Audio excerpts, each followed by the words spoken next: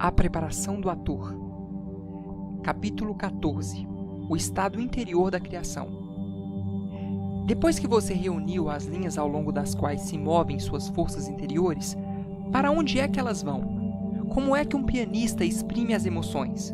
Vai para o piano. Para onde vai o pintor? Para a tela, pincéis e tintas. Assim, o ator volta-se para o seu instrumento criador espiritual e físico. Sua mente, sua vontade e seus sentimentos combinam-se para mobilizar todos os seus elementos interiores. Extraem vida da ficção, que é a peça, e fazem-na parecer mais real, mais bem fundamentados os seus objetivos. Tudo isto o ajuda a sentir o papel, sua veracidade inata, a crer na real possibilidade daquilo que se está passando em cena. Em outras palavras, esse triunvirato de forças interiores assume o tom, a cor, os matizes e os estados de ânimo dos elementos que elas comandam. Absorvem seu conteúdo espiritual. Também emitem energia, poder, vontade, emoções e pensamentos. Enxertam nos elementos essas partículas vivas do papel. Esses enxertos vão brotando gradualmente o que chamamos de elementos do artista no papel. Para onde se dirigem? Perguntaram. Para algum ponto muito distante, em cujo rumo a trama da peça os arrasta. Avançam em direção a objetivos criadores, impelidos por anseios interiores, pela ambição e por movimentos inerentes ao caráter dos papéis. Os objetos em que concentram a atenção levam-nos a entrar em contato com outros personagens. São fascinados pela veracidade artística da peça. E observem que todas essas coisas estão no palco. Quanto mais eles se adiantarem juntos, mais unificada será a sua linha de avanço. Desta fusão de elementos decorre um importante estado interior que nós chamamos. A essa altura, Tortsov se deteve, apontou para o cartaz pendurado na parede e leu: o estado de ânimo criador interior. E o que será isso? Exclamou Vânia, já alarmado. É simples. As nossas forças motivas interiores combinam-se com os elementos para executar os propósitos do ator. Está certo? Aí apelei para Tortsov. Sim, com duas modificações. A primeira é que o objetivo fundamental comum ainda está muito distante e eles combinam suas forças para procurá-lo. A segunda é uma questão de termos. Até agora, temos usado a palavra elementos para indicar talento artístico, qualidades, dotes naturais e diversos métodos de psicotécnica. Agora podemos chamá-los elementos do estado interior de criação. Isso é demais para mim, decidiu Vânia, e fez um gesto de desespero. Por quê? É um estado quase que inteiramente normal. Quase?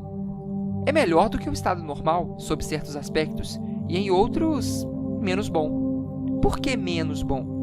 Devido às condições do trabalho do ator, que tem de ser feito em público, a sua disposição criadora assemelha-se a teatro ou a exibicionismo, o que não acontece com a do tipo normal. E em que sentido é melhor? Contém o sentimento de solidão em público, que na vida comum não conhecemos. É uma sensação maravilhosa. Um teatro cheio de gente é, para nós, uma admirável tábua de ressonância. Para cada momento de sentimento verdadeiro em cena, há uma reação, milhares de correntes invisíveis de simpatia e interesse refluindo sobre nós. Uma multidão de espectadores oprime e apavora o ator, mas também lhe desperta a energia verdadeiramente criadora. Transmitindo um grande calor emocional, dá-lhes confiança em si mesmo e em seu trabalho. Infelizmente, a disposição criadora natural quase nunca é espontânea. Em casos excepcionais, ela de fato aparece, e então o ator tem um desempenho magnífico. No caso frequentíssimo em que o ator não se consegue pôr no devido estado de espírito, ele diz: não estou disposto. Isto significa que ou seu equipamento criador não está funcionando bem, ou não está funcionando de todo, ou então foi substituído por hábitos mecânicos.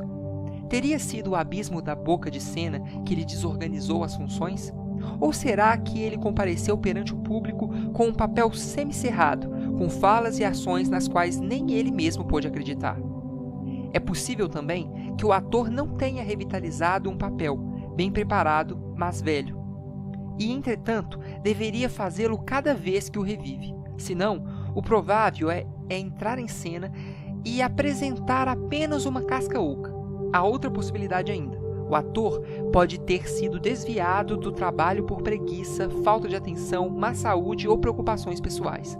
Em qualquer desses casos, a combinação, a seleção e a qualidade dos elementos estarão erradas, e por vários motivos.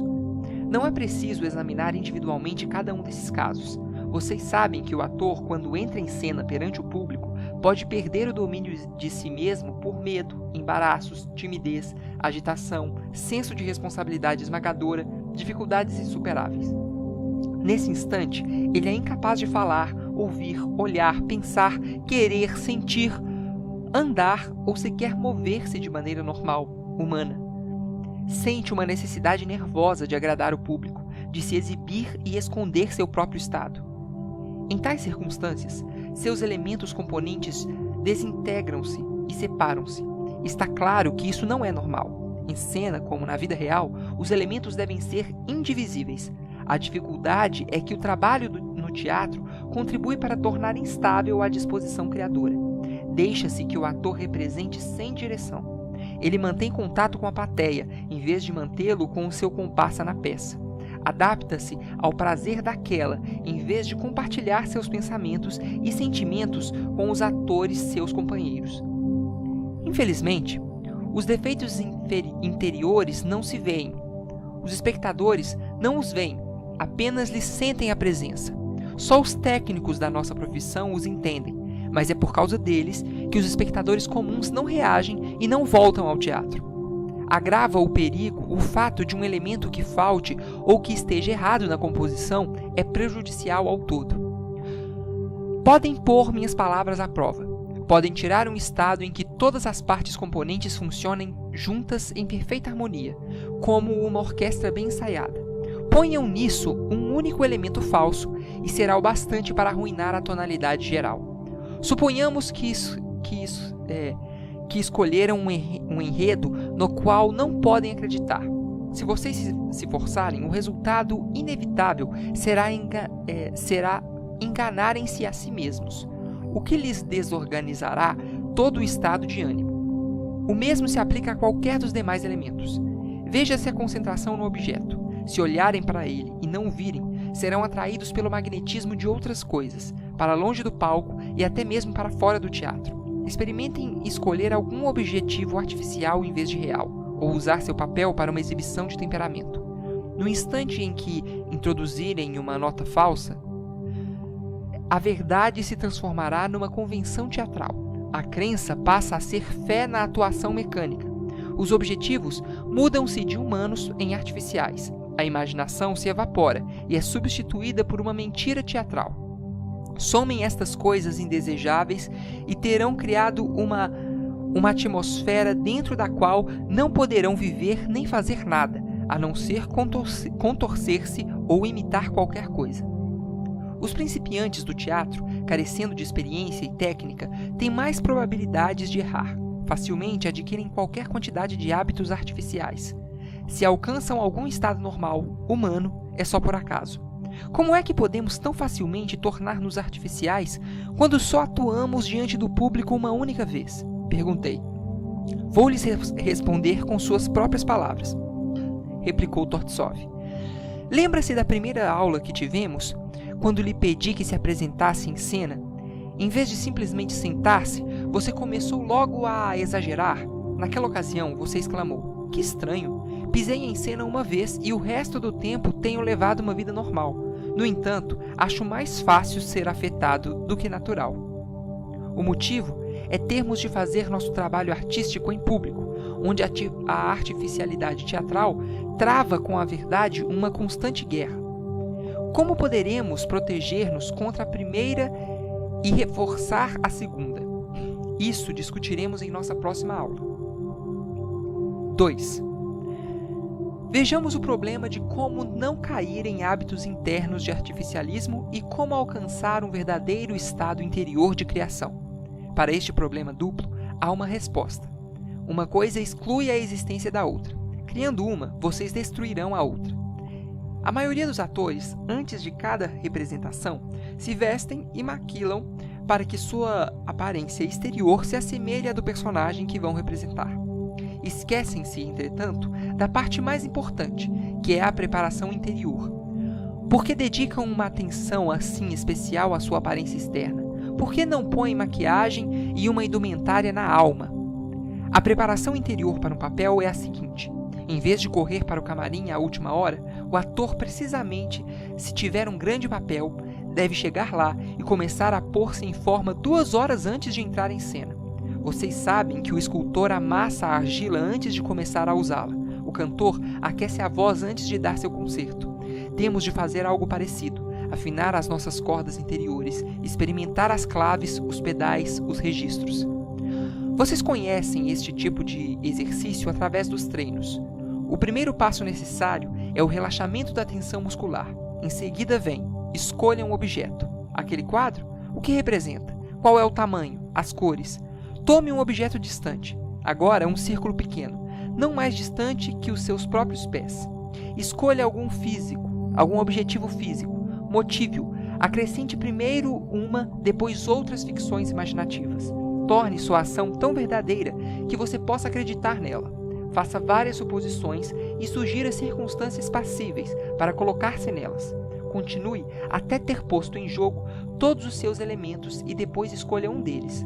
Não importa qual, escolha o que mais o atrair agora. Se conseguir fazer com que esse único elemento funcione concretamente, nada de generalidades. Todos os outros virão atrás, atraídos por ele. Cada vez que tivermos de executar uma tarefa criadora, devemos pôr o máximo cuidado em preparar os vários elementos com que comporemos um verdadeiro estado criador interior. Somos constituídos de tal modo que precisamos de todos os nossos órgãos e membros: coração, estômago, rins, braços e pernas.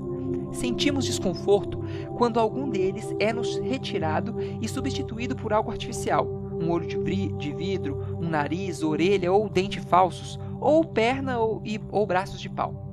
Por que não acreditar que o mesmo se aplica à nossa conformação interior? Qualquer tipo de artificialidade é igualmente perturbadora para a nossa natureza interior. Portanto, façam todos os seus exercícios cada vez que tiverem de realizar algo de criador. Mas, começou Grisha, no costumeiro tom de dissuasão, se fizéssemos isso, teríamos de executar 2 desempenhos completos toda noite. Um para nós mesmos e o segundo para o público. Não, isso não é necessário, disse Tortsov, tranquilizadoramente. Para preparar-se, repasse as partes fundamentais do papel. Não é preciso desenvolvê-las plenamente. O que tem de fazer é perguntar: estarei seguro da minha atitude e em relação a este ou aquele determinado trecho? Sinto realmente esta ou aquela ação? Devo modificar ou acrescentar algo a este ou aquele detalhe imaginativo? Todos estes exercícios preparativos põem à prova o seu aparelhamento expressivo. Se o papel estiver amadurecido até o ponto de lhe permitir fazer tudo isso, em pouco tempo será feito. Infelizmente, nem todo papel chega a esse grau de perfeição. Em circunstâncias menos favoráveis, esta preparação é difícil e, porém, necessária, mesmo quando acarreta dispêndio de tempo e atenção. Além disso, o ator deve praticar constantemente para alcançar uma verdadeira disposição criadora em todas as ocasiões, quer esteja atuando, ensaiando ou trabalhando em casa. A princípio, sua disposição será instável, até que o papel esteja bem acabado e, também, quando este se desgasta, perde a penetração. Esta oscilação para diante e para trás impõe-nos a necessidade de um piloto que nos guie. À medida que você for adquirindo experiência, verá que a maior parte do trabalho desse piloto passa a ser automática. Suponhamos que um ator tenha perfeito domínio de suas faculdades em cena. Sua disposição é tão completa que ele é capaz de dissecar os elementos que a compõem, sem sair do personagem. Estão todos funcionando bem, facilitando o funcionamento recíproco. Surge então uma breve discrepância. O ator logo investiga para ver qual é a parte que não está em ordem, descobre o erro e corrige. E, entretanto, o tempo todo consegue facilmente continuar interpretando seu papel, mesmo quando observa a si mesmo. Salvini disse: o ator vive, chora e ri em cena, e, o tempo todo, está vigiando suas próprias lágrimas e sorrisos. É esta dupla função, este equilíbrio entre a vida e a atuação, que faz sua arte. 3. Agora que sabem o que significa o estado criador interior, lancemos um olhar sobre a alma do ator no momento em que esse estado vai se formando. Suponhamos que ele esteja a ponto de assumir um dificílimo e complexo papel shakespeariano, Hamlet. Ao que poderíamos compará-lo? A uma montanha imensa cheia de toda sorte de riquezas. Só se pode calcular-lhe o valor descobrindo seus depósitos de minério ou escavando minas profundas em busca de metais preciosos ou mármore. Além disso, temos a sua beleza natural externa. A empreitada está além da capacidade individual de quem quer que seja. O prospector tem de convocar especialistas, uma grande e organizada equipe de auxiliares, tem de contar com recursos financeiros e tempo, constrói estradas, abre poços, fura túneis e, depois de cuidadosa investigação, conclui que a montanha encerra uma riqueza incalculável.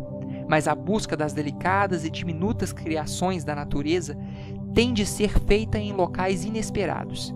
Imenso trabalho será executado antes que se possa obter o tesouro.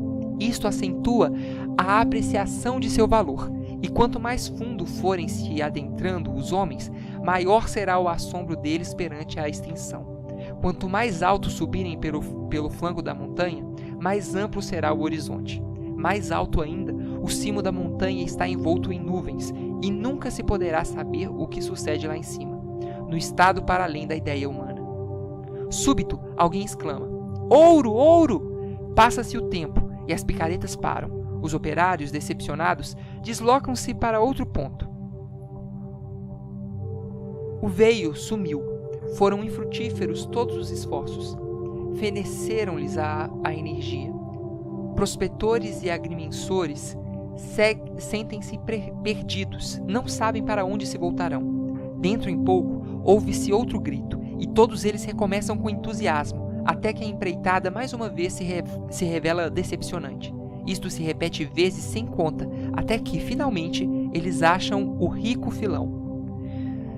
Depois de pequena pausa, o diretor prosseguiu. Esse tipo de luta dura anos, quando o ator está trabalhando em Hamlet, porque as riquezas espirituais desse papel estão ocultas.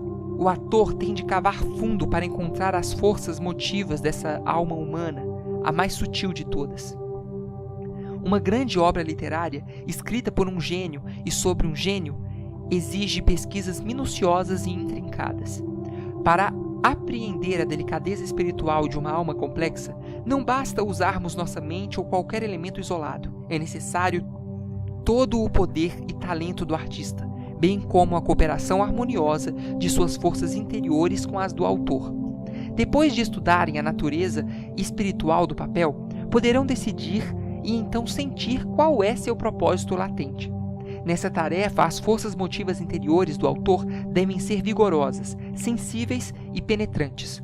Os elementos do seu estado interior de criação devem ser profundos, delicados e sustentados. Infelizmente, é com frequência que vemos os atores deslizarem descuidosos pelas superfícies dos papéis, ao invés de se aprofundarem nos grandes personagens. Após outro breve intervalo, Tortsov disse: eu lhes descrevi o estado criador maior, mas ele também existe numa escala menor. Vânia, suba ao palco, por favor, e procure um pedacinho de papel azul claro que ninguém perdeu lá. Como é que posso fazê-lo assim? Muito simples. Para executar seu propósito, você terá de compreender e sentir exatamente como seria feito na vida real. Terá de organizar todas as forças interiores e, para criar seu objetivo, terá de propor certas circunstâncias dadas. Depois, responda a pergunta: como você procuraria o papel se de fato o tivesse de fazer? Se o senhor tivesse mesmo perdido um pedacinho de papel, eu o acharia de fato, disse Vânia, e depois executou muito bem toda a ação. O diretor aprovou. Viu como é fácil? Bastou-lhe o estímulo da sugestão mais simples para libertar todo o harmonioso processo de estabelecer no palco o seu estado interior de criação. O pequeno problema, ou objetivo, leva direta e imediatamente à ação, mas, embora a escala seja pequena, os elementos em jogo são os mesmos de um empreendimento mais amplo e complicado, como o de representar Hamlet. As funções dos diferentes elementos podem variar em importância e quanto à duração do tempo de operações, mas todos eles colaboram uns com os outros até certo ponto. De modo geral, a qualidade de força e resistência do estado interior de criação do ator varia na razão direta da grandeza e significação do seu objetivo. O mesmo se pode dizer do equipamento usado para atingir sua meta. Pode-se também classificar o grau de poder e resistência em pequeno, médio e grande. Temos, portanto, uma infinidade de aspectos, qualidades e graus de disposições criadoras, nas quais prepondera um elemento ou outro. Em certas condições, essa variedade aumenta. Se temos um objetivo definido, nitidamente delineado, depressa adquirimos um estado interior correto e firme. Se, por outro lado, o objetivo for indefinido, vago, o estado interior será provavelmente frágil. Em ambos os casos, o fator determinante é a qualidade do objetivo. Às vezes, sem nenhum motivo, até mesmo em casa, sentimos a força de um estado criador e procuramos uma forma de utilizá-la. Nesse caso, ele mesmo fornecerá seu próprio objetivo. Em Minha Vida na Arte, conta-se a história de uma velha atriz aposentada, já falecida, que sozinha em casa costumava representar para si mesma toda espécie de cenas, porque tinha de satisfazer justamente esse sentimento e de dar vazão aos seus impulsos criadores. Às vezes, um objetivo existe subconscientemente e chega até a ser executado subconscientemente, independendo da vontade ou do conhecimento do ator. Muitas vezes, só depois é que ele vem a compreender plenamente o que se passou.